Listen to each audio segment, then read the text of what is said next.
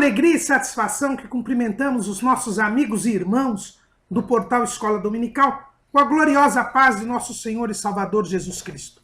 Estamos dando início a mais uma pré-aula, esta ferramenta que o portal Escola Dominical disponibiliza no início da semana para que os irmãos possam melhor preparar a sua aula da Escola Bíblica Dominical.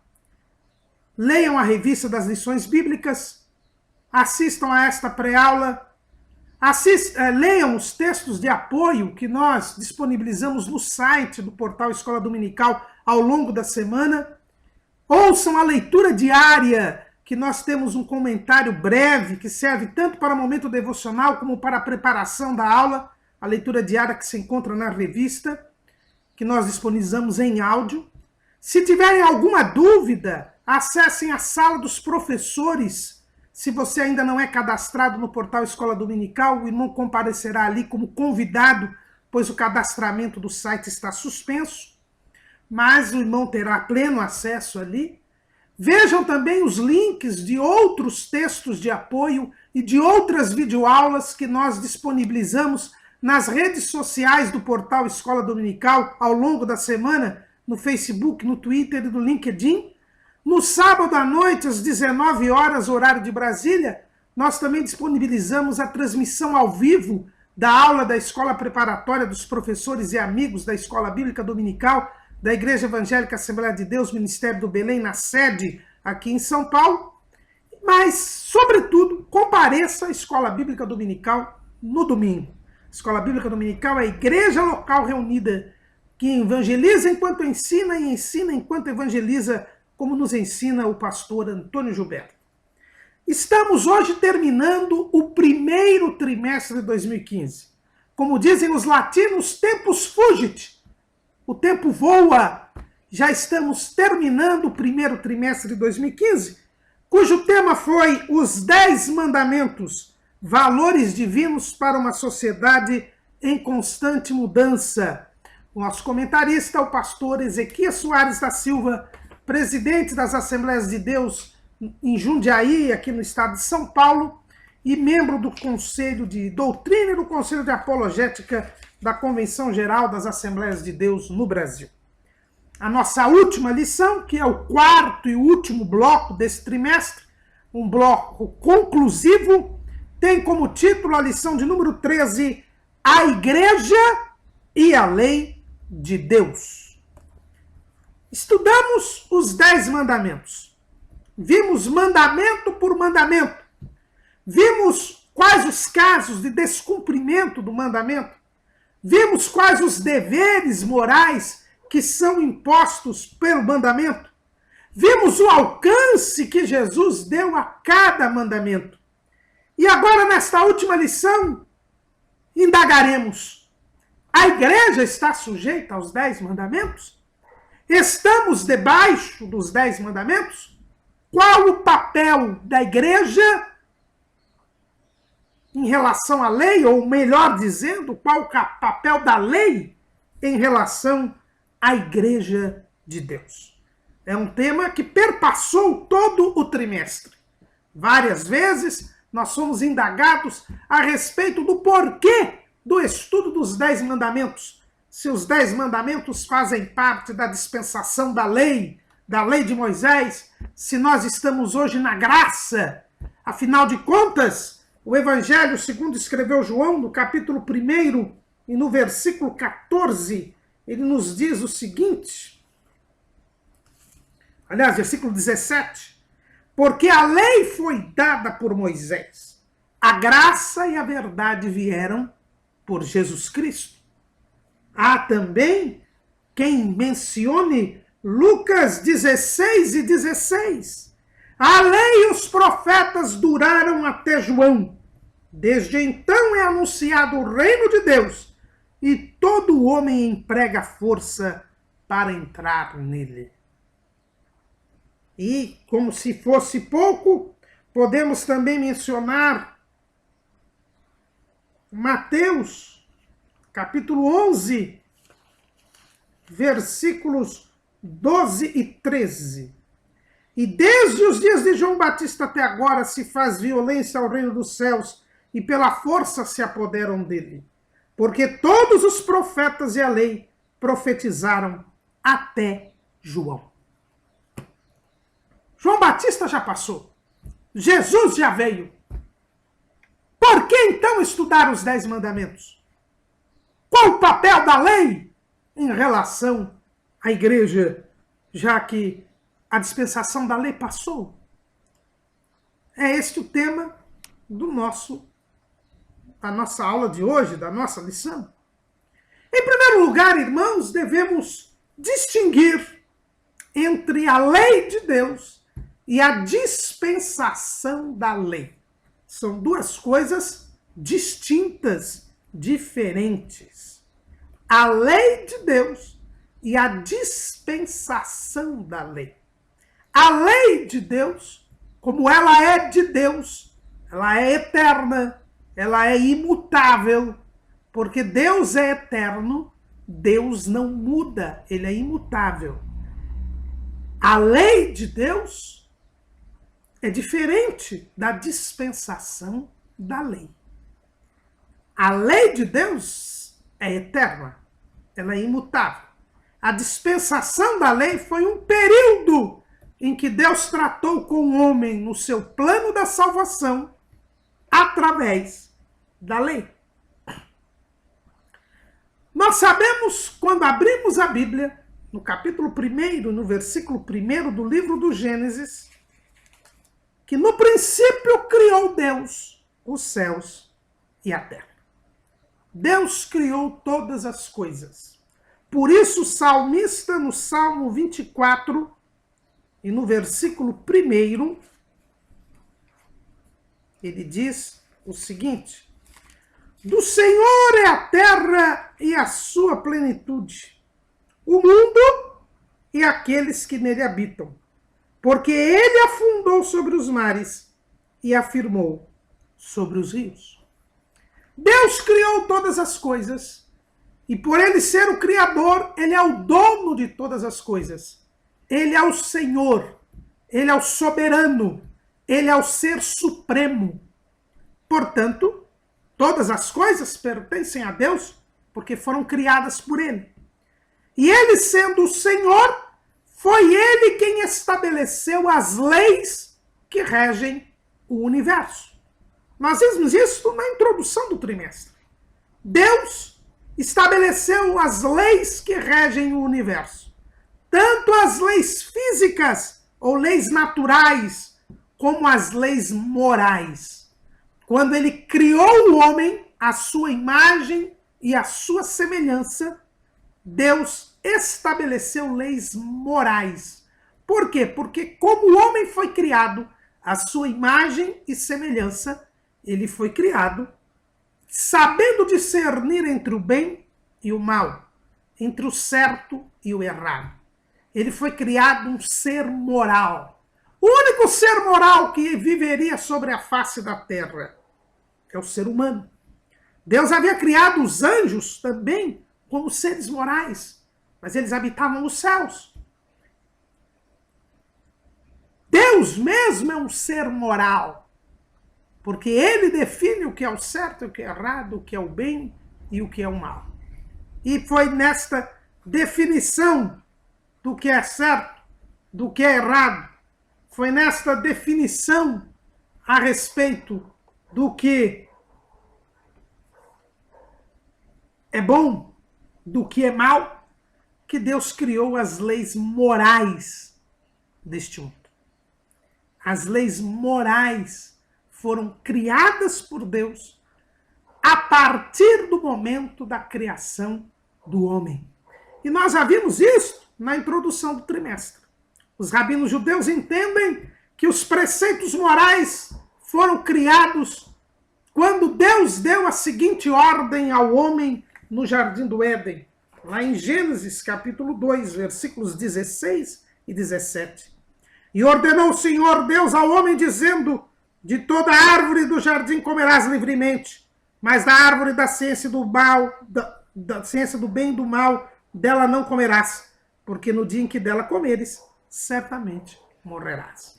Entendem os rabinos judeus que ao dar esta ordem, Deus estabeleceu 7 princípios morais para a humanidade, os chamados 7 preceitos dos descendentes de Noé. Outra linha teológica entende que na narrativa da criação, em Gênesis 1 e em Gênesis 2, estabelecem-se 7 princípios morais para o homem. O princípio da dignidade da pessoa humana, o princípio da sexualidade, o princípio da liberdade, o princípio do trabalho, o princípio da sociabilidade, o princípio da família monogâmica e o princípio da igualdade. 7 princípios que são inferidos e retirados da narrativa da criação, a partir da criação do homem, no final do capítulo 1 e todo o capítulo 2. De qualquer sorte, o homem, ele foi criado à imagem e semelhança de Deus. E Deus ordenou, como diz em Gênesis 2:16, Deus estabelece as leis morais. Deus estabelece as leis que deveriam reger a conduta do homem, que deveriam indicar o que é o certo e o que é o errado. E é nesta definição do que é certo e do que é errado que nós temos a criação da lei de Deus. Então, a lei de Deus são estes preceitos, estes princípios em que Deus diz ao homem o que é o certo e o que é errado. Como Deus é o Senhor, ele diz o que é certo e o que é errado. É ele quem define o que é o bem e o que é o mal. E isto ele estabeleceu a partir do momento em que ele cria o homem. Então a lei de Deus existe desde sempre, porque é de Deus. Mas ela é revelada ao homem desde o instante da criação. Deus a notificou ao homem no Jardim do Éden. Quando houve o pecado, Deus continuou notificando esta lei ao homem, seja através da consciência, seja através das revelações que Deus fez ao homem, a Noé, a Abraão e a Moisés e ao povo de Israel lá no Monte Sinai. No Monte Sinai, quando Deus fala as 10 palavras, os 10 mandamentos, que são o resumo da sua lei, que ele deu ao povo de Israel, que ele havia formado para ser a sua nação peculiar dentre os povos, Deus fala 613 preceitos. Diretamente ao povo 10. Como o povo não quis mais ouvi-lo, Deus então falou a Moisés os outros 603. Mas esta lei é eterna, é imutável. Por quê? Porque é a vontade de Deus. Foram leis estabelecidas por Deus para reger o comportamento e a conduta do homem. Já existiam desde a criação. Agora, quando Israel chega ao Monte Sinai para selar com Deus um pacto, para ser o seu reino sacerdotal e o seu povo santo, Deus que havia escolhido Abraão para formar um povo, para através deste povo abençoar todas as nações da terra, porque as nações da terra o haviam rejeitado lá ainda quando eram uma única comunidade em Babel, haviam desafiado a Deus, haviam se revoltado contra Deus, haviam se rebelado contra Deus.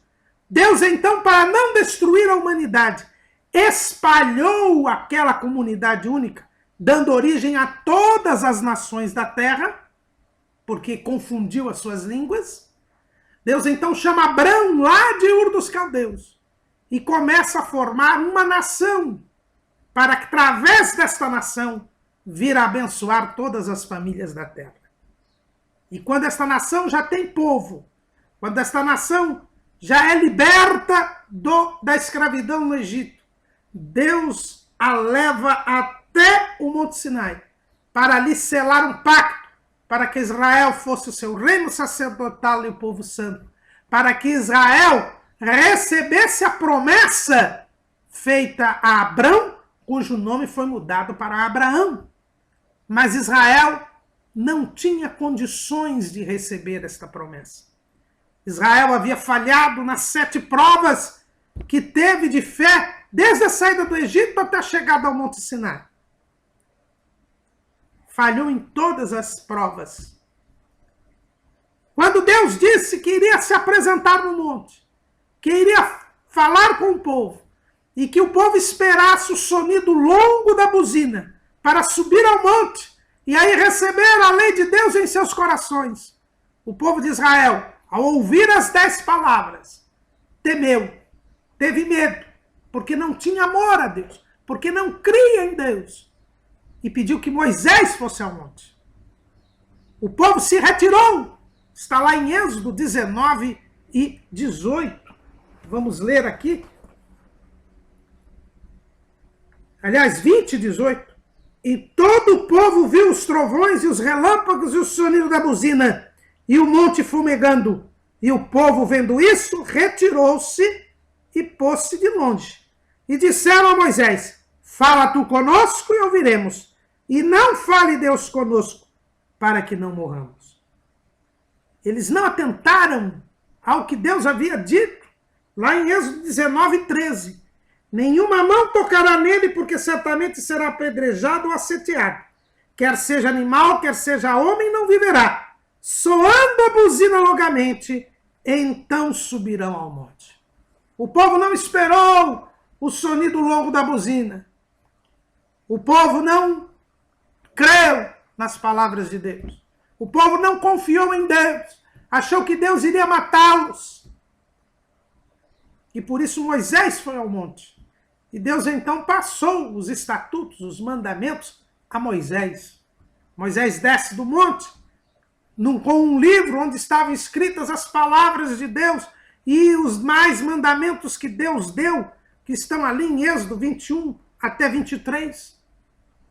E então há aquela cerimônia que nós estudamos na lição de número 1. A lei é promulgada e Moisés volta ao monte na companhia de 70 anciãos, de Nadab, Abiú e Arão, e ali há aquela refeição sagrada, é consumado o pacto, a estabelecida comunhão com Deus. Os 70 anciões, Nadab, Abiú e Arão, descem do monte. Moisés ali fica 40 dias e 40 noites, e Deus então lhe entrega as tábuas da lei, o resumo da lei, em tábuas de pedra, porque o povo não quis que a lei fosse inscrita em seus corações. Aí nós temos a dispensação da lei. Deus começava a falar com o mundo, com a humanidade, através de Israel, através do pacto estabelecido com Israel, mas que era um pacto transitório. Por quê? Porque não era comunhão perfeita. O povo não quis subir ao monte. O povo era incrédulo. O povo não tinha amor para com Deus. Deus então entrega a lei, mas como um pacto transitório, que logo é quebrado pelo povo. Moisés nem desce do monte com as tábuas de pedra, e o povo já havia quebrado os 2 primeiros mandamentos no episódio do bezerro de ouro. Moisés vem, quebra as tábuas. O povo é punido por causa de seu pecado.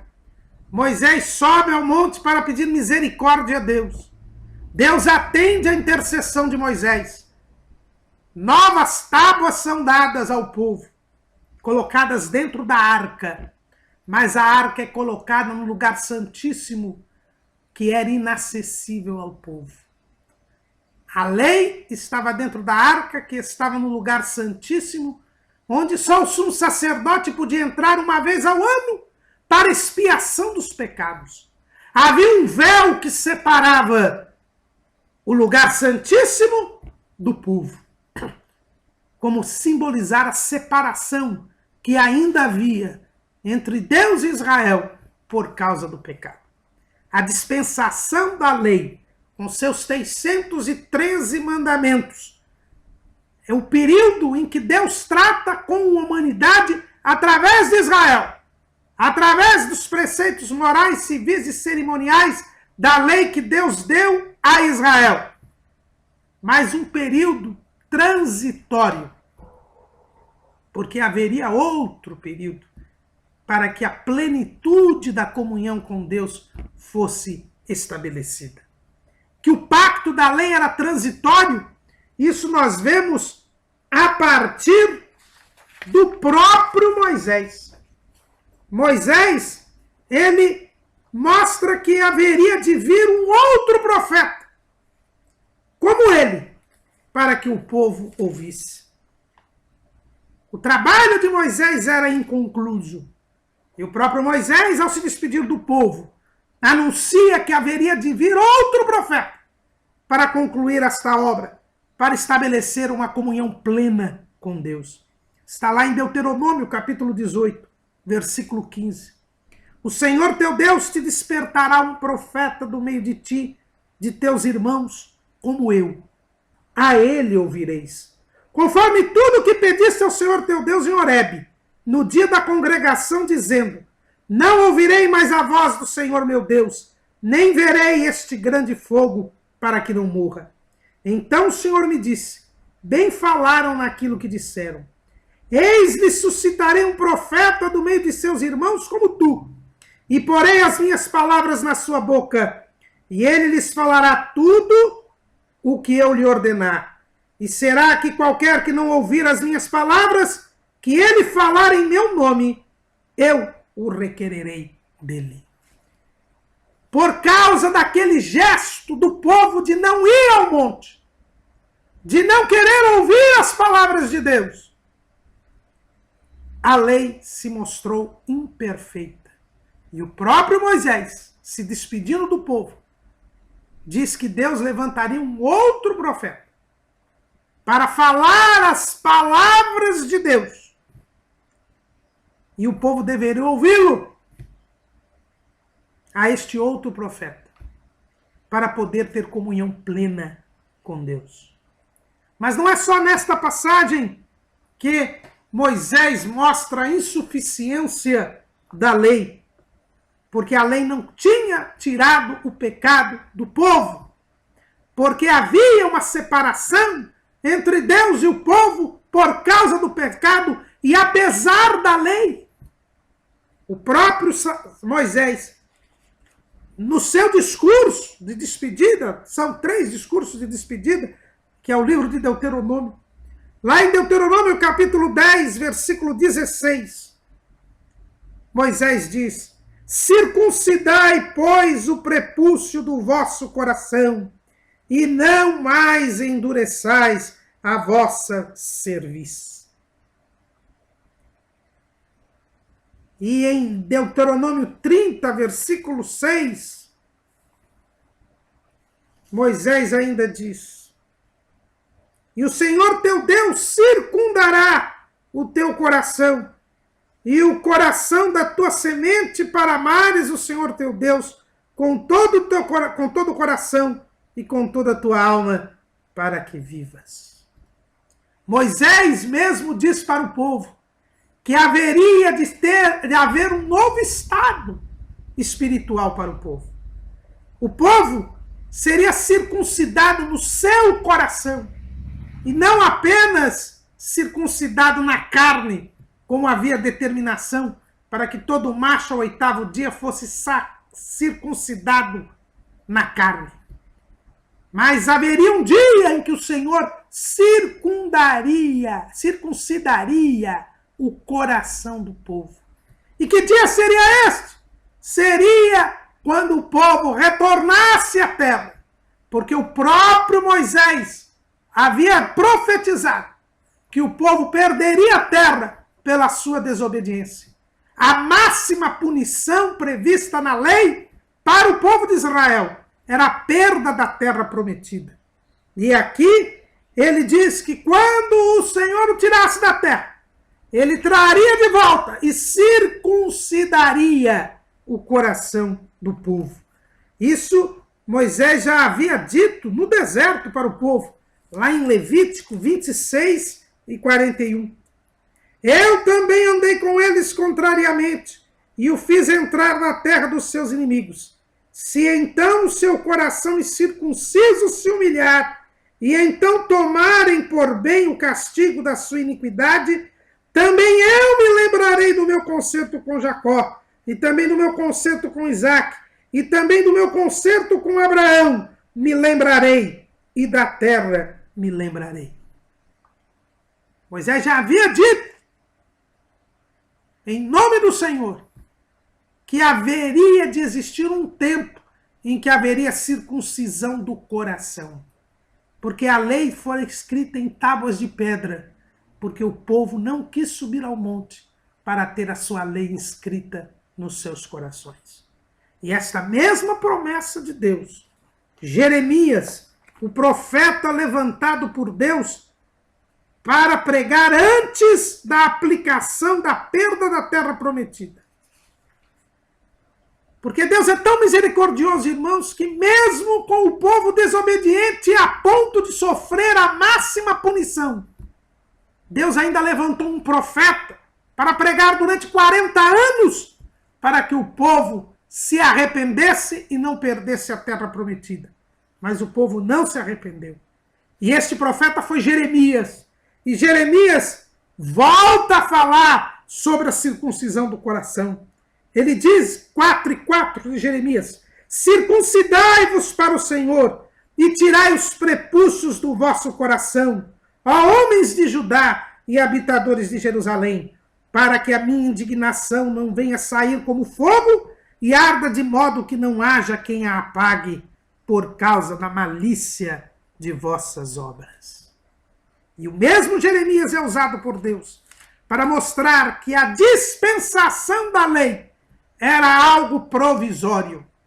A lei é eterna, mas o período em que Deus trataria com o homem através da lei era algo provisório, porque era algo imperfeito. Foi um remédio que Deus deu até que viesse aquele profeta anunciado por Moisés para estabelecer a comunhão que Deus queria estabelecer com o homem, para cumprir a promessa feita a Abraão. Lá em Jeremias 31, o próprio Jeremias diz a respeito da transitoriedade da lei, do pacto do Monte Sinai. Eis que dias vêm, diz o Senhor, em que farei um concerto novo com a casa de Israel e com a casa de Judá. Não conforme o concerto que fiz com seus pais no dia em que os tomei pela mão para os tirar da terra do Egito, porquanto eles invalidaram o meu concerto, apesar de eu os haver desposado, diz o Senhor. Mas este é o concerto que farei com a casa de Israel depois daqueles dias, diz o Senhor. Porei a lei no seu interior e a escreverei no seu coração, e eu serei o seu Deus e eles serão o meu povo. E não ensinará alguém mais a seu próximo, nem alguém a seu irmão, dizendo, conheceu o Senhor, porque todos me conhecerão, desde o mais pequeno deles até o maior, diz o Senhor, porque lhes perdoarei a sua maldade e nunca mais me lembrarei dos seus pecados. Dispensação da lei é um período em que, diante da incredulidade e da imaturidade espiritual de Israel, o Senhor deu 613 preceitos para que o povo aguardasse a vinda do Messias, para que o povo aguardasse a sua comunhão completa. A lei era uma comunhão imperfeita, uma comunhão incompleta. Um remédio que Deus deu a Israel para que ele aguardasse o Messias, a posteridade de Abraão, que este sim nos colocaria em comunhão perfeita com Deus, tirando o pecado do mundo. Então a lei de Deus são as leis, os princípios que Deus estabelece, mostrando o que é o certo, o que é errado, o que é o bem, o que é o mal, e que existem desde a criação do mundo, que é uma expressão da soberania divina. Agora, a dispensação da lei foi o período começado ali no Monte Sinai, em que Deus tratou com a humanidade através de Israel e através dos 613 preceitos resumidos nos 10 mandamentos nas tábuas de pedra. Lei que conduzia a Cristo. Lei que aguardava a Cristo. E esta dispensação da lei acabou no dia em que Jesus morreu na cruz do Calvário. Naquele dia, a Bíblia diz que o véu do templo, aquele que separava a arca do povo, e dentro da arca estavam as tábuas da lei. Neste dia o véu se rasgou de alto a baixo. É o que vemos lá em Mateus, capítulo 27. Mateus, capítulo 27, versículo 51. E eis que o véu do templo se rasgou em dois, de alto a baixo, e tremeu a terra, e fenderam-se as pedras. Neste dia, o dia da morte de Jesus, na cruz do Calvário, acabou a dispensação da lei. A lei existia antes do Pacto do Sinai. A lei continua existindo depois da morte de Jesus no Calvário. Mas a dispensação da lei, ela termina quando Jesus morre por nós. É por isso que nós lemos Lucas 16, 16, João 1 e 17, Mateus 11, 12, que dizem que a lei e os profetas duraram até João. Jesus vem depois de João para cumprir a lei e para estabelecer agora a dispensação da graça. Lá em Hebreus, capítulo 8, versículo 13, também o escritor fala-nos sobre isso. Dizendo, o novo concerto envelheceu o primeiro. Ora, o que foi tornado velho e se envelhece, perto está de acabar. Quando Jeremias diz que Deus iria estabelecer um novo concerto, é porque aquele concerto do Sinai estava velho. E o que é velho, perto está de acabar, diz o escritor aos Hebreus. Então, a dispensação da lei, pelo próprio Moisés, foi demonstrado como um pacto transitório, apenas como um meio de se chegar até Cristo. Esta é a dispensação da lei, que durou até Jesus. Jesus veio trazer a graça e a verdade. Por isso, Deus não trata mais com a humanidade através da lei. Mas isto não quer dizer que não exista a lei. A lei existe. Existia antes do Monte Sinai. Continua a existir nos nossos dias. E, por ser uma expressão da soberania de Deus, a igreja está submetida à lei de Deus. Não está submetida à dispensação da lei. Mas a igreja, por ser o povo de Deus, deve seguir a Deus. Porque é o reino de Deus. Nós somos o reino de Deus. Deus domina sobre nós. A sua vontade prevalece sobre nós. É o que Jesus nos ensina no Pai Nosso. Ele diz, Pai Nosso que estás nos céus, santificado seja o teu nome. Venha o teu reino. Seja feita a tua vontade, assim na terra como no céu. Se eu e você pertencemos à igreja, que é o povo de Deus, a nação santa, o sacerdócio real, nós estamos e temos a Deus como rei. E é ele quem dita as regras. E as regras de Deus são a lei de Deus, que é a mesma lei. Porque Deus não muda, como diz o profeta Malaquias 3:6. Eu, o Senhor, não mudo. Não estamos na dispensação da lei, mas a lei de Deus existe e continuará existindo, e como servos de Deus, nós cumprimos esta lei. Porque se somos servos é porque ele é Senhor. E o Senhor manda. E o que é que o Senhor manda? Os seus mandamentos, a sua lei. Então, entendida a diferença entre a lei de Deus e a dispensação da lei, vamos ver agora qual é o papel de Jesus em relação à lei. E Jesus foi bem claro ao dizer, qual é o papel da sua lei. O papel dele na lei, o papel da lei em relação a ele. No Sermão do Monte, que é o seu sermão doutrinário, é o resumo da sua doutrina.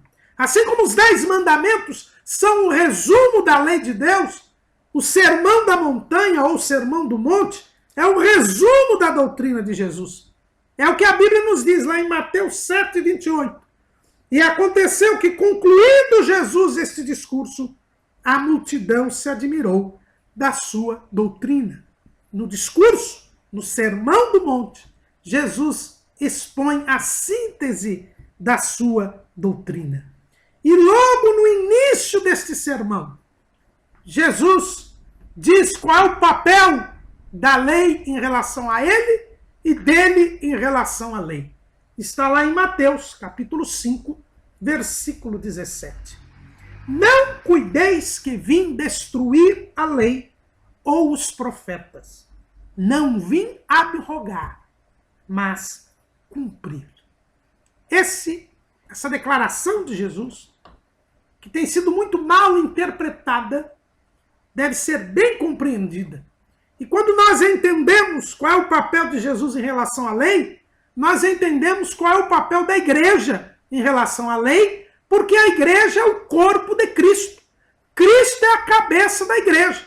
Então, o mesmo papel que Jesus teve em relação à lei, a igreja, que é o seu corpo, também terá. Porque há uma unidade entre Jesus e a igreja, que é inclusive simbolizada pelo casamento. Formam um só corpo, Cristo e a igreja.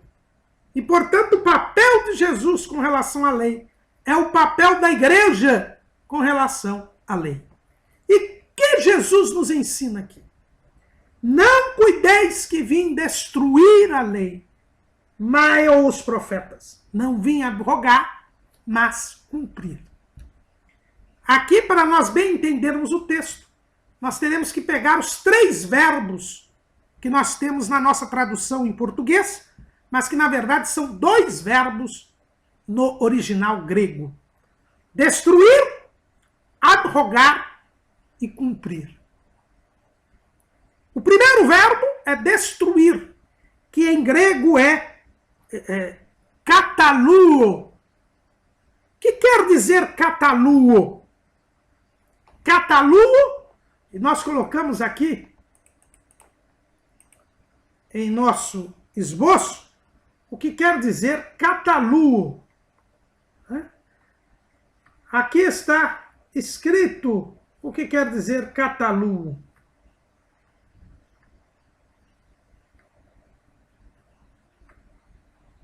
Lançar abaixo, derrubar, destruir, demolir, desmantelar, anular, invalidar, arruinar, levar ao fim, largar, desintegrar. Kataluo quer dizer tudo isso. Jesus disse, olha, eu não vim anular a lei, invalidar a lei. Por quê? Porque a lei foi estabelecida por Deus. E Jesus, sendo Deus, não seria contraditório ao ponto de desfazer aquilo que ele fez. Deus nunca desdiz o que diz. Deus é imutável. Ele não pode se contradizer, se negar a si mesmo. Por isso, a lei não poderia ser anulada, desfeita, invalidada por Jesus. Estamos falando da lei e não da dispensação da lei.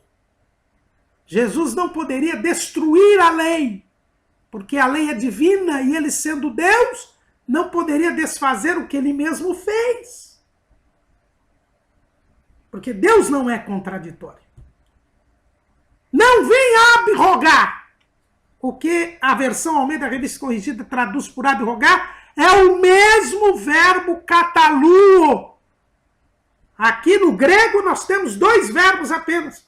Kataluo, que é traduzido por destruir, e abrogar.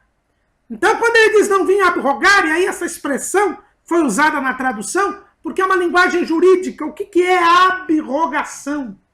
Abrogação, ela quer dizer perda da validade de uma lei por outra, substituição da lei por outra, mudança de lei. Quando eu tenho uma nova lei, nós temos agora o Código de Processo Civil, o novo Código de Processo Civil aprovado em 2014, sancionado agora em 2015, ele substitui o Código de Processo Civil de 1973. Há uma troca de lei, uma mudança de lei, normas diferentes, regras diferentes. Isso é abrogação. Agora, Deus não muda, sua vontade não pode mudar. Ele não pode se negar a si mesmo. Por isso, Jesus não podia vir abrogar a lei de Deus. Ele não poderia vir anular, desintegrar, pulverizar a lei. Porque a lei é de Deus, e ele é Deus, e Deus não pode se contradizer. Mas Jesus disse, eu não vim abrogar, mas eu vim cumprir. E aí nós temos o verbo grego pleroo, que quer dizer encher completamente, encher até a boca, satisfazer, executar, concluir, verificar, realizar, aperfeiçoar, estar completo. Esse é o significado do verbo pleroo, de onde vem em português pleno, que quer dizer cheio. Jesus veio encher a lei, completar a lei, levar a lei até as suas últimas consequências, trazer a lei na sua plenitude, no seu sentido completo. Foi isso que Jesus veio fazer. Cumprir a lei tem dois significados. Primeiro, completar, dar o verdadeiro alcance. E foi o que nós estudamos nesse trimestre todo. Jesus leva os mandamentos do exterior para o interior. Ele leva os mandamentos das atitudes externas para o coração. Não terás outros deuses diante de mim. Não é apenas dizer, ouva Israel, o Senhor é o único Deus. Mas é ter um coração que ama Deus com toda a alma, com todo o coração e com todo o pensamento. Não farás para ti imagens de escultura. Não é apenas não construir uma imagem de escultura e se ajoelhar diante dela, mas é adorar a Deus em espírito e em verdade. Não tomar o nome do Senhor, seu Deus, em vão. Não é apenas não mencionar o nome de Deus e não falar o nome de Deus, mas é respeitar a Deus, reverenciar a Deus nas suas palavras e nas suas atitudes. Lembra-te do dia do sábado para o santificar. Não é apenas deixar de praticar 39 atividades no dia de sábado, mas descansar em Deus, ter plena comunhão com Deus. Honrar pai e mãe não é apenas ajudar o pai ou a mãe, ou respeitá-la ou reverenciá-la, mas, sobretudo, reconhecer que o pai e a mãe são as pessoas, as dádivas de Deus ao homem, é o representante de Deus para nós. E tratá-los com carinho, com amor, com do fundo do nosso coração. Não matar não é apenas não derramar o sangue do outro, mas é nem sequer ofendê-lo, é reconhecê-lo como imagem e semelhança de Deus. Não adulterar não é manter relação, um coito vagínico com uma pessoa casada que não seja o seu cônjuge. Mas é nem sequer cobiçar, nem sequer pensar em quebrar a fidelidade com o cônjuge. Não furtar não é apenas não subtrair algo do outro, mas é não enganar, não se apropriar por meio de engano, ainda que aparentemente de forma justa, do algo que é alheio. Não dizer falso testemunho contra o próximo. Não é apenas não comparecer diante de um tribunal e mentir com relação ao próximo, mas é não difamá-lo, não fazer mau juízo dele. E não cobiçar. Não é apenas não ter pensamentos de cobiça, de concupiscência, mas é anular-se a si mesmo. E não mais viver, mas Cristo viver em você. Foi isso que Jesus nos ensinou. Nós vimos nessas lições todas. Cumprir a lei é levá-la às últimas consequências, é inscrever a lei em nosso coração. Mas cumprir a lei é também realizá-la. Veja que um dos sentidos de pleno é executar, realizar. A lei, irmãos, foi proferida por Deus no Monte Sinai. Foi escrita pelo dedo de Deus nas tábuas de pedra. Foi escrita por Moisés no livro da lei. Mas ela não saiu ela saiu da boca de Deus, mas não entrou no coração do homem. Ela foi escrita pelo dedo de Deus e foi colocada dentro da arca, onde o homem não tinha acesso. E ali ficou. A arca desapareceu, mas as tábuas estavam lá. Quando da inauguração do Templo de Salomão, não tinha mais maná nem a vara de Arão, mas estava lá dentro as tábuas. É o que nos diz o livro dos Reis. A arca desapareceu. E a lei estava lá dentro. Mas ficou lá dentro da arca. Nas tábuas de pedra. Porque ninguém cumpriu a lei. Ninguém realizou a lei. A lei estava no papiro, no pergaminho, na tábua de pedra, foi ouvida no Monte Sinai, mas não era uma realidade. Porque ninguém tornou a lei um fato histórico. Ninguém realizou a lei. Ninguém executou a lei. Mas Jesus, ele sim cumpriu a lei. Ele tornou a lei um fato histórico, um fato real, um acontecimento. Os 33 anos e meio que Jesus viveu sobre a face da terra foram 33 anos e meio de realização da lei, de transformação da lei num fato real, num fato histórico. Ele cumpriu a lei. Cumprir a lei envolve estas duas áreas. É completar e é realizar. Alguns acham que cumprir a lei é só completar. Não, Jesus não só completou, mas ele fez, ele realizou. E é por isso que ele completou a lei. É por isso que ele ensinou o verdadeiro alcance da lei. Porque antes ele fez, ele realizou. É aí que está a admiração do povo. Porque ele diz assim: e aconteceu que, concluindo Jesus esse discurso, a multidão se admirou da sua doutrina, porquanto os ensinava como tendo autoridade e não como os escribas.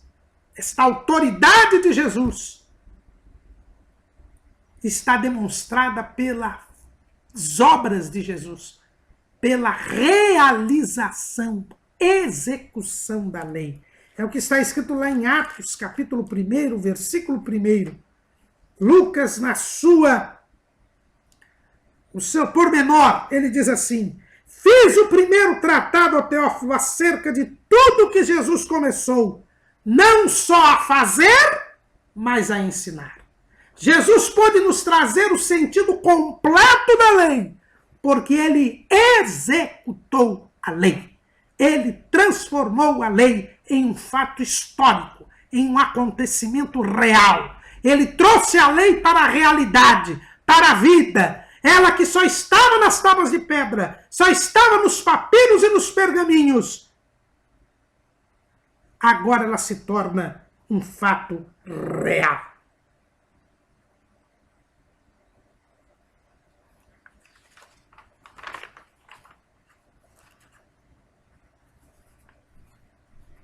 Visto então, este é o papel de Jesus com relação à lei. Jesus veio dar o sentido completo e veio torná-la um fato real.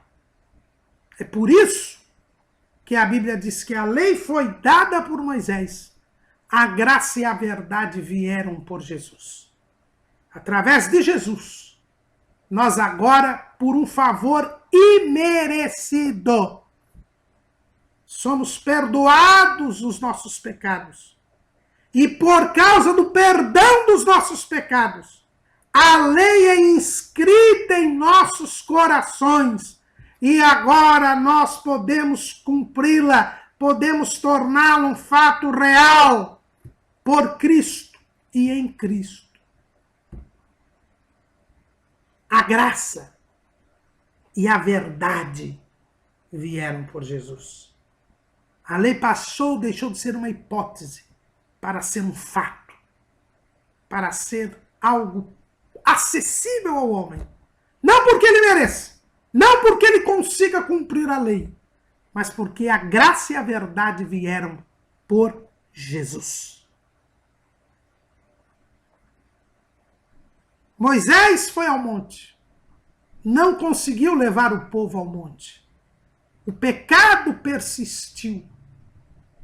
Mas agora, com Cristo, ele é o Cordeiro de Deus que tira o pecado do mundo.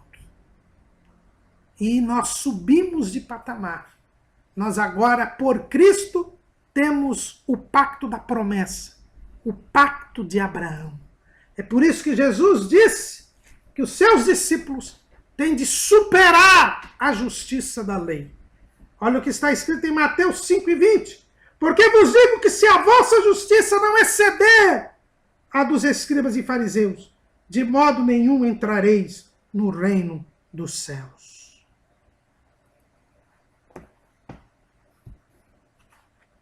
Jesus realizou a lei. Ele cumpriu a lei. Cumpriu os preceitos morais, porque ele nunca pecou. Lá em João 8:46, Jesus faz uma pergunta aos seus adversários. Quem dentre vós me convence de pecado? E se vos digo a verdade, por que não credes? Lá em Hebreus capítulo 4, versículo 15, nós encontramos a seguinte afirmação. Porque não temos um sumo sacerdote que não possa compadecer-se das nossas fraquezas, porém um que, como nós, em tudo foi tentado, mas sem pecado. Jesus nunca pecou, por isso ele cumpriu todos os preceitos morais. Mas Jesus também cumpriu todos os preceitos civis da lei. Ele foi um cidadão exemplar. E quem testemunha isso são as próprias autoridades que o condenaram. O Sinédrio, lá em Mateus capítulo 26,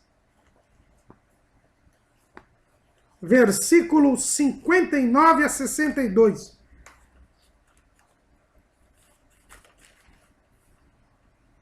Vamos ler uma passagem só. Ora, os príncipes dos sacerdotes e os anciãos de todo o conselho buscavam falso testemunho contra Jesus para poderem dar-lhe a morte. E não o achavam, apesar de se apresentarem muitas testemunhas falsas. O próprio Sinédrio confessa que Jesus cumpriu todos os preceitos civis. Era um cidadão exemplar. Mas o representante de César na Judéia, Pôncio Pilatos, também por 3 vezes, mostra que Jesus cumpriu todos os preceitos civis da lei. Lucas capítulo 23, versículo 4. E disse Pilatos aos principais dos sacerdotes e à multidão, não acho culpa alguma neste homem. Versículo 14. Haveis-me apresentado este homem como pervertedor do povo, e eis que examinando na vossa presença, nenhuma culpa das de que o acusais acho neste homem. E versículo 22. Então ele pela 3ª vez lhes disse, mas que mal fez este? não acho nele culpa alguma de morte. Castigá-lo-ei, pois, e soltá-lo-ei. Jesus teve o reconhecimento de que ele cumpriu todos os preceitos civis pelas autoridades judia e romana. Mas Jesus também cumpriu todos os preceitos cerimoniais. Quando ele morreu na cruz do Calvário, o seu sacrifício, que era tipificado, figurado por todos os sacrifícios, ofertas, holocaustos da lei, se tornaram uma realidade. Ao morrer na cruz do Calvário por nós, Jesus cumpriu os preceitos cerimoniais. Está lá em João capítulo 1, versículo 29. No dia seguinte, João viu a Jesus que vinha para ele e disse: eis o Cordeiro de Deus, que tira o pecado do mundo. Em Hebreus, capítulo 10, o livro todo de Hebreus fala a respeito disso, mas principalmente Hebreus capítulo 10, versículo 11. E assim todo sacerdote aparece cada dia, ministrando e oferecendo muitas vezes os mesmos sacrifícios que nunca podem tirar os pecados. Mas este, havendo oferecido um único sacrifício pelos pecados, está assentado para sempre à destra de Deus. Então Jesus cumpriu toda a lei, ele realizou a lei. Os preceitos morais, os preceitos civis, os preceitos cerimoniais. E por ter tirado o pecado do mundo, ele retirou a separação que impedia o povo de ter acesso à lei. Agora, quem crê em Jesus tem um novo e vivo caminho, pode entrar no lugar santíssimo. Como diz o próprio escritor aos Hebreus, nesse mesmo capítulo 10, ele pode chegar com confiança no lugar santíssimo. Ele tem acesso à lei. Ele pode cumprir a lei. A lei pode ser escrita no seu coração. É o que diz agora o apóstolo Paulo, lá na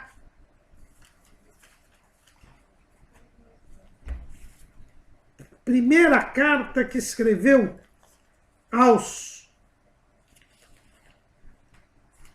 na segunda carta que escreveu aos Coríntios, capítulo 3, versículo 2. Vós sois a nossa carta, escrita em nossos corações, conhecida e lida por todos os homens, porque já é manifesto que vós sois a carta de Cristo, ministrada por nós, e escrita não com tinta, mas com o Espírito de Deus vivo, não em tábuas de pedra, mas nas tábuas de carne do coração. Agora que o pecado é tirado por nós, que nós somos perdoados e purificados pelo sangue de Cristo, vertido na cruz do Calvário, o pecado é retirado, nós entramos em comunhão com Deus, e a lei de Deus é inscrita em nossos corações. E agora nós passamos a cumpri-la. Nós somos a carta de Cristo, conhecida e lida por todos os homens. Porque agora a lei é acessível. Na dispensação da lei, ninguém podia ser salvo por causa da lei. Mas agora, em Cristo, na graça que veio por Cristo, neste favor imerecido, quando nós cremos em Jesus, nossos pecados são tirados. A lei de Deus é inscrita em nossos corações e nós podemos cumpri-la. Por quê? Porque agora nós somos novas criaturas. Quem está em Cristo, nova criatura é. Por sermos novas criaturas, nós agora nascemos de novo. É o que Jesus explica para o grande mestre da lei, Nicodemos. Quem não nasce de novo não pode ver o reino de Deus.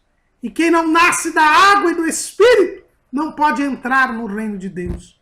Quando nós entramos no reino de Deus é porque nós nascemos da água, da palavra. Nós nascemos do Espírito. E agora nós somos homens espirituais.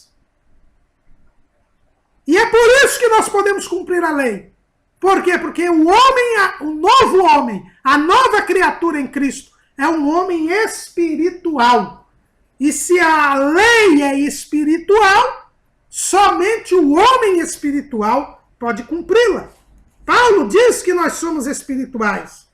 Ora, 1 Coríntios 3:14. Ora, o homem natural não compreende as coisas do Espírito de Deus, porque lhe parecem loucura, e não pode entendê-las, porque elas se discernem espiritualmente.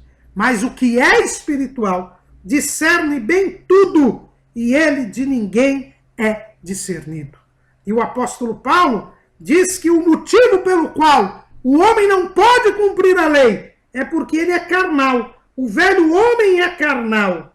Olha o que está escrito lá em Romanos, capítulo 7, versículo 14. Porque bem sabemos que a lei é espiritual, mas eu sou carnal, vendido sob o pecado. Para uma lei espiritual, só um homem espiritual pode cumpri-la. E este homem espiritual, ele só surge quando nós nascemos de novo, quando nós cremos em Jesus, quando o pecado é tirado e nós nascemos da água e do Espírito. Nosso homem espiritual, ele pode cumprir a lei, porque a lei é inscrita no seu coração e a lei espiritual só é cumprida pelo homem espiritual. É por isso que Paulo diz: não mais vivo eu, mas Cristo vive em mim. Quando Cristo vive em mim, a lei de Deus é cumprida, porque Cristo cumpre a lei. A minha vida tem que estar, como diz Paulo escrevendo aos Colossenses, no capítulo 3. Portanto, se já ressuscitastes com Cristo, buscai as coisas que são de cima, onde Cristo está sentado à destra de Deus. Pensai nas coisas que são de cima e não nas que são da terra, porque já estáis mortos, e a vossa vida está escondida com Cristo em Deus. Aquele que morre e vive para Deus, morre para si, morre para o pecado, vive para Deus, cumpre a lei. Por quê? Porque a sua vida está escondida com Cristo em Deus. Não é ele mais quem vive, mas é Cristo que vive nele. E Cristo torna a lei um fato. Cristo torna a lei uma realidade em nossas vidas. A lei, antes de Cristo, só servia como sinal de maldição, porque ela apontava o pecado do homem. E o homem era conscientizado do seu pecado, mas não conseguia cumprir a lei. Ele sabia que era pecador. A lei mostrava que ele era pecador. E a própria lei o condenava, porque ele não cumpria a lei. E não podia cumpri-la, porque ele é carnal. E a lei é espiritual. Mas quando Jesus veio, ele nos resgatou da maldição da lei. Porque ele se fez maldição por nós.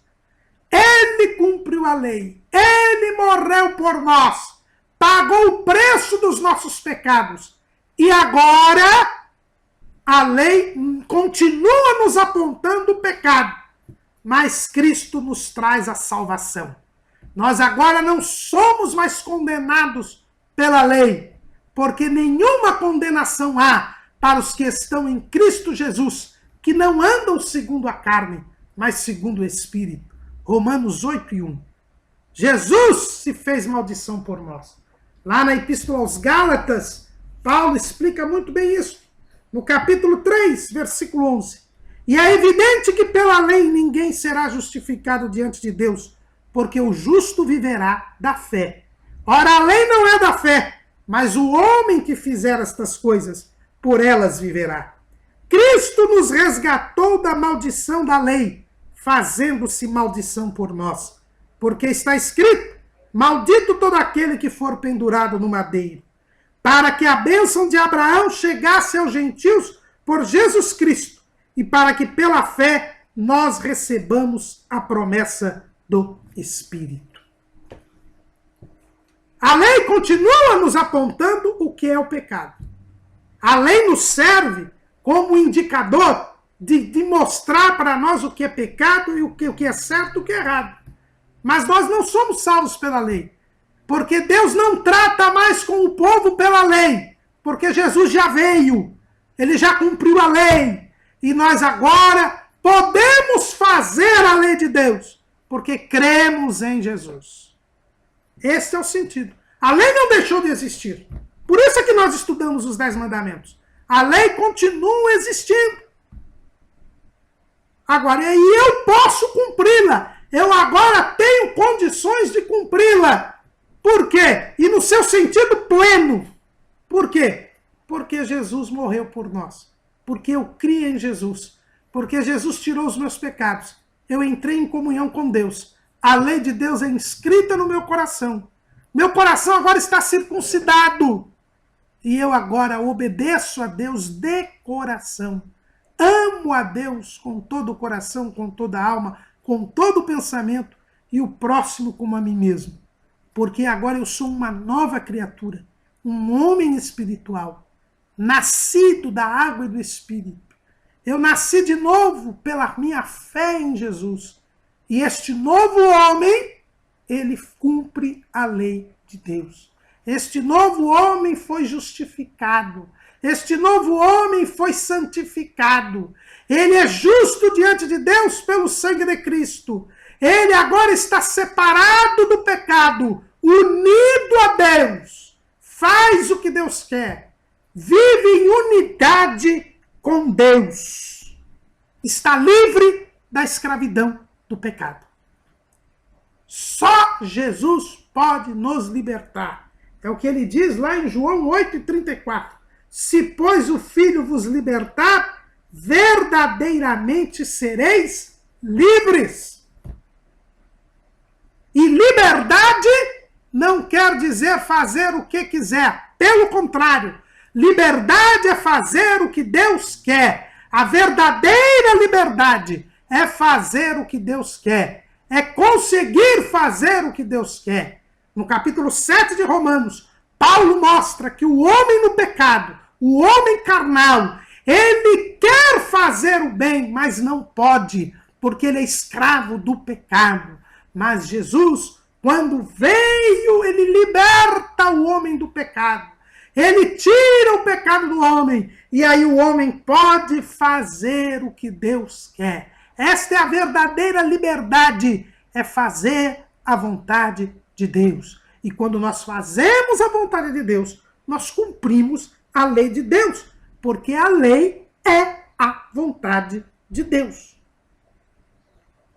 Então a lei ainda cumpre um papel, a lei ainda existe, mas não como critério para a salvação. A lei aponta o pecado. O Catecismo de Heidelberg é um dos documentos reformados mais conhecidos. Nós citamos aqui quase sempre o Catecismo Maior do Westminster, mas desta vez nós vamos citar aqui o Catecismo de Heidelberg, que é de 1563, é anterior ao Catecismo Maior de Westminster. Ele nos mostra bem o papel da lei. Diz assim, logo no seu começo, são as duas primeiras perguntas do Catecismo de Heidelberg, que nós colocamos em nosso esboço. Qual é o seu único fundamento na vida e na morte?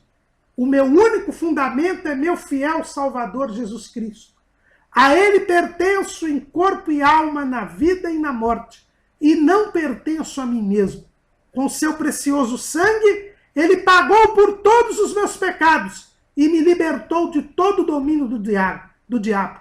Agora ele me protege de tal maneira que sem a vontade do meu Pai do céu, não perderei nem um fio de cabelo. Além disto, tudo coopera para o meu bem. Por isso, pelo Espírito Santo, ele também me garante a vida eterna e me torna disposto a viver para ele daqui em diante de todo o coração. Esse é o fundamento da fé cristã. E a segunda pergunta é essa: o que você deve saber para viver e morrer neste fundamento? Primeiro, como são grandes meus pecados e minha miséria. É o que a lei faz. Por isso que a lei tem um papel pedagógico. Ela nos faz ver quanto nós somos pecadores e miseráveis. Aliás, termina assim o capítulo 7 de Paulo aos Romanos. Quão miserável homem que sou! Quem me livrará do corpo desta morte? A lei sempre nos faz lembrar quão grandes são os nossos pecados e quão miseráveis nós somos. Mas antes de Cristo, ela nos condenava, porque ao saber que eu era pecador e miserável, tentava cumprir a lei e não conseguia. E, portanto, não tinha quem me livrasse do corpo desta morte. É a conclusão de Paulo no capítulo 7, onde ele fala do homem carnal. E no capítulo 8, ele vai falar do homem espiritual, lá na Epístola aos Romanos. Segundo, como sou salvo de meus pecados e da minha miséria? Aí vem o Evangelho. A lei aponta o pecado, mas o Evangelho aponta a salvação. É a boa notícia. É o poder de Deus para a salvação de todo aquele que crê. O Evangelho, ele nos traz a mensagem da salvação, da libertação do pecado na pessoa de Jesus Cristo. E depois, a terceira coisa que eu devo saber, diz o Catecismo de Heidelberg, é como devo ser grato a Deus por tal salvação. E aí, nesta gratidão pela salvação, eu faço a vontade de Deus, em gratidão, voluntariamente. Não mais vivo eu, mas Cristo vive em mim. Eu me entrego a Jesus, eu entrego a minha vida ao Senhor. Eu apresento o meu corpo em sacrifício vivo, santo e agradável a Deus, o meu culto racional. E aí eu pratico boas obras, e aí eu cumpro a lei de Deus. A lei de Deus, ela me aponta o pecado. O Evangelho me aponta a salvação e a fé me traz a salvação. E aí eu cumpro a lei de Deus em gratidão, em louvor a Deus. E as pessoas me conhecem como a carta de Cristo, lida e conhecida por todos os homens.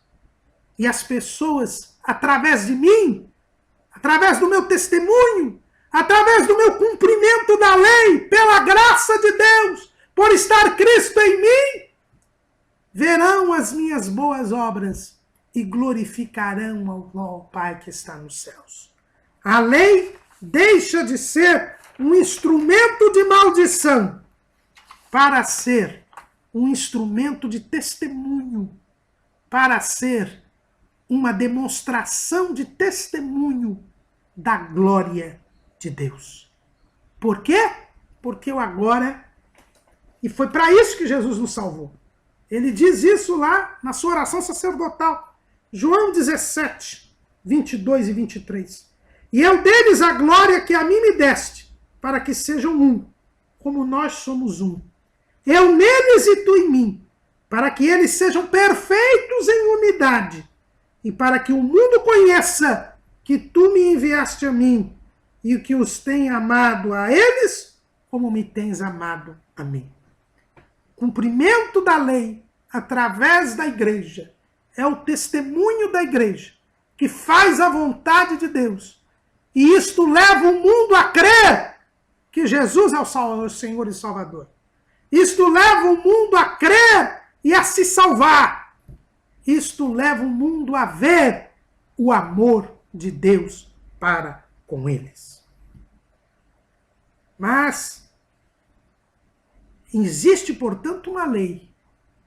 E esta lei nós estamos submetidas a ela. Mas não é por fazermos as coisas que seremos salvos. Mas nós só fazemos as coisas que Deus quer, porque nós fomos salvos. Porque Jesus morreu por nós. Porque nós cremos em Jesus. E por isso os nossos pecados foram tirados. E nós fomos colocados em unidade e em comunhão com Deus. E não cumprimos plenamente a lei de Deus, porque ainda não estamos plenamente em Deus. O velho homem, o homem carnal, ele continua aqui. Só no dia da glorificação, no dia do arrebatamento da igreja, é que este homem carnal desaparecerá. E é por isso que nós precisamos, até a glorificação, vivermos em santificação. Porque sem a santificação, ninguém verá o Senhor. Eu tenho que me manter diariamente separado do pecado. Viver uma vida de oração, de meditação nas Escrituras, de jejum, de participação digna na ceia do Senhor, de temor a Deus, para dia após dia ir me aproximando de Deus, e Deus se aproximando de mim, para que esta comunhão se mantenha, para que o velho homem não saia da cruz, porque eu tenho que estar crucificado com Cristo. Não mais vivo eu, mas Cristo vive em mim. Por isso que eu preciso da santificação, para que eu possa continuar o homem espiritual prevalecendo sobre o homem carnal, porque carne e espírito combatem dentro de mim. E é por isso que eu não sou perfeito no cumprimento dos mandamentos. Mesmo em Cristo, eu não sou ainda perfeito. Eu aguardo a perfeição. O crente não vive pecando, mas peca por acidente. E quando pecar, deve pedir imediatamente perdão a Jesus, para que o sangue dele o purifique, e para que ele restabeleça esta comunhão, e continue cumprindo os mandamentos, testificando a glória de Deus. Não temos liberdade para pecar. A nova criatura vive segundo uma regra, que é a lei de Deus. Lá em Gálatas, no capítulo 6, Paulo, na sua carta, onde ele mostra que nós não estamos debaixo da lei, ele diz que existe uma regra para os filhos de Deus. Capítulo 6, versículo 15 de Gálatas. Porque em Cristo Jesus nem a circuncisão, nem a incircuncisão tem virtude alguma, mas sim o ser uma nova criatura. E a todos quantos andarem conforme esta regra, paz e misericórdia sobre eles e sobre o Israel de Deus. O Israel de Deus, que é o povo de Deus, que é a igreja, ela tem uma regra, porque Cristo é a cabeça. Não faz o que quer, faz o que Deus quer. Mas não é a lei dada no Monte Sinai o seu critério de salvação. Nós não estamos mais debaixo da lei, no sentido de precisarmos fazer estas coisas para vivermos. Nós vivemos porque cremos em Jesus. Nós temos vida porque cremos em Jesus. E porque cremos em Jesus, fazemos a vontade de Deus. Somos o homem espiritual que consegue fazer a vontade de Deus. E ao fazer a vontade de Deus, nós cumprimos a lei, porque ela é a vontade de Deus. E é por isso que Jesus começa o seu sermão falando das bem-aventuranças, o Sermão do Monte. Porque as bem-aventuranças são as qualidades dos discípulos de Jesus. E para termos aquelas qualidades, que correspondem às qualidades do fruto do Espírito, nós temos que caminhar em direção à perfeição. As bem-aventuranças são o fim último do homem. O Catecismo da Igreja Romana, ele é muito feliz ao falar sobre as bem-aventuranças, e nós vamos aqui citá-las, fazer essa citação, porque ela bem nos explica o papel que nós temos aqui. Diz assim, o Catecismo da Igreja Romana: as bem-aventuranças retomam e completam as promessas de Deus desde Abraão, ordenando-as para o reino dos céus. A prometida bem-aventurança nos coloca diante de escolhas morais decisivas. Convida-nos a purificar nosso coração de seus maus instintos e a procurar o amor de Deus acima de tudo. Deus nos colocou no mundo para conhecê-lo, servi-lo e amá-lo, e assim chegar ao paraíso. A bem-aventurança nos faz participar da natureza divina e da vida eterna. Com ela, o homem entra na glória de Cristo e no gozo da vida trinitária. Tal bem-aventurança ultrapassa a inteligência e as forças exclusivamente humanas. Resulta de um dom gratuito de Deus. Jesus disse que os seus discípulos eram bem-aventurados. Tinham qualidades. E estas qualidades estão relacionadas com o fruto do Espírito, que Paulo diz ali em Gálatas 5:22. Por que Jesus começa o seu sermão com as bem-aventuranças? Para mostrar que quem é discípulo de Jesus tem boas qualidades, tem o fruto do Espírito, é um homem espiritual, é um cumpridor da lei, é alguém cuja justiça excede a dos escribas e dos fariseus, porque ele teve o seu coração purificado, porque ele cumpre a lei agora desde o interior, e cumpre porque ele não mais vive, mas Cristo vive nele.